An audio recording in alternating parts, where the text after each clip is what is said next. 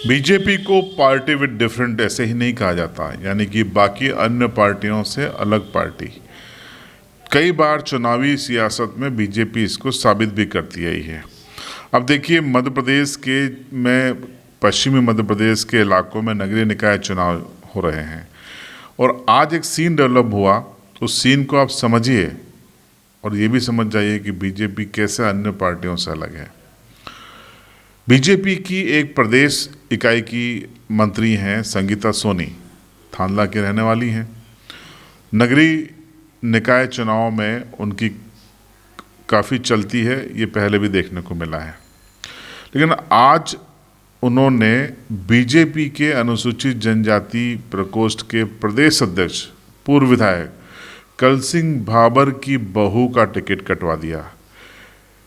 ऐसी चर्चाएं थांदला के गलियों में, सियासी गलियारों में तैर रही हैं और ये चर्चाएं इसलिए गर्म हुई कि दरअसल परसों यानी कि मंगलवार को बीजेपी ने शाम को एक सूची जारी की जिसमें वार्ड नंबर 3 है जो कि थांदला का, उसमें जन्नूबाई वाइफ ऑफ कमलेश उर्फ संजय भाबर जो कि बहू हैं कलसिंह भाबर, प्रदेश अध्यक्ष बीजेपी अनुसूचित जनजाति मोर्चा, उनको टिकट दिया गया था बीजेपी की ओर से। और आज आश्चर्यजनक ढंग से उनका टिकट काटते हुए लीलाबाई डामोर जो कि पूर्व नगर परिषद अध्यक्ष बंटी डामोर की माताजी हैं, उनको इस वार्ड से टिकट दे दिया गया।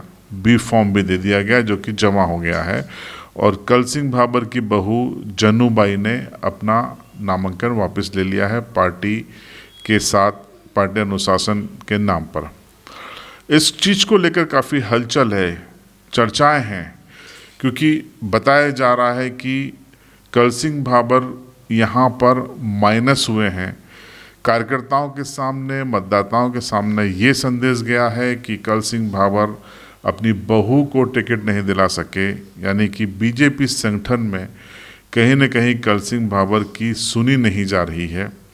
इसके पहले भी जिला पंचायत चुनाव में हमने देखा कि थांदला विधानसभा के अंतर्गत जो 5 जिला पंचायत सीटें आती हैं, 5 पर बीजेपी हार गई थी।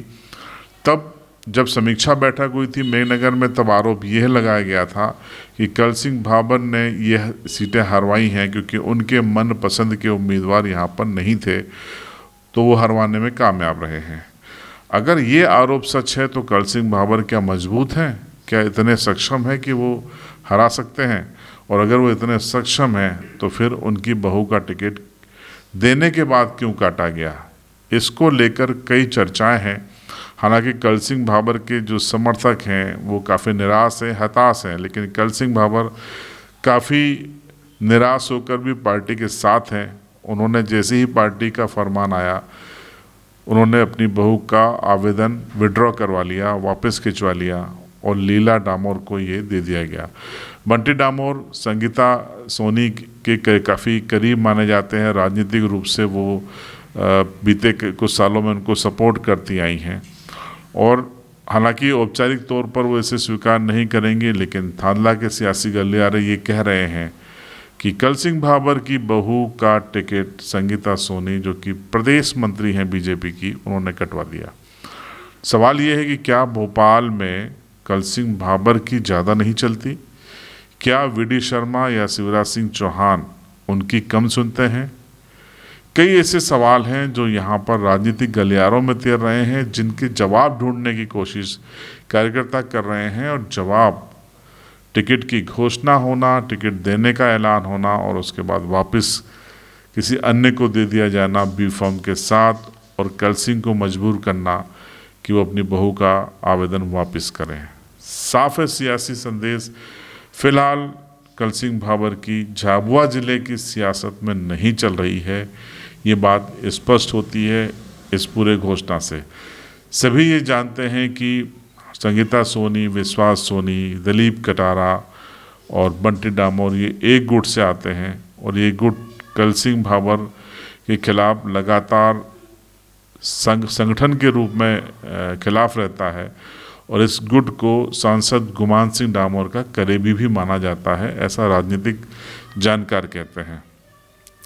तो जो भी घटनाक्रम हुआ है ये बीजेपी के लिए फ़ायदेमंद होगा या नुकसानमंद, ये देखने वाली बात होगी। और दूसरी महत्वपूर्ण खबर ये है कि वार्ड नंबर 5 से यहाँ पर गोलू उपाध्याय यानी समर्थ उपाध्याय को बीजेपी ने होल्ड करने के बाद अंततः अपना प्रत्याशी बना दिया है।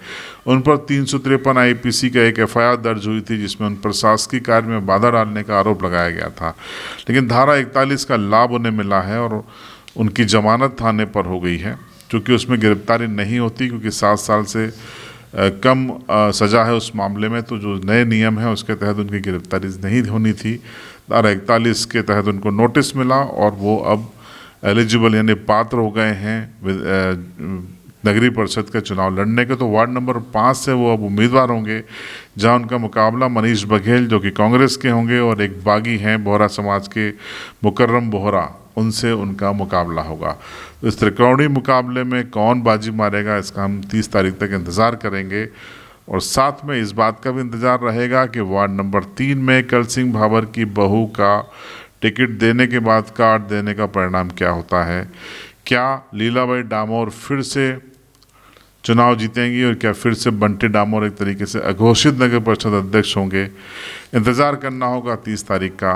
इस खींचतान पर आपकी राय कमेंट बॉक्स में ज़रूर बताइए। और थांदला समेत पेटलावद, अलीराजपुर, राणापुर, झाबुआ, जोबट और चंद्रशेखर आज़ाद नगर की नगर परिषद चुनाव की हर महत्वपूर्ण खबर के लिए देखते रहिए झाबुआ अलीराजपुर लाइव यानी CB लाइव।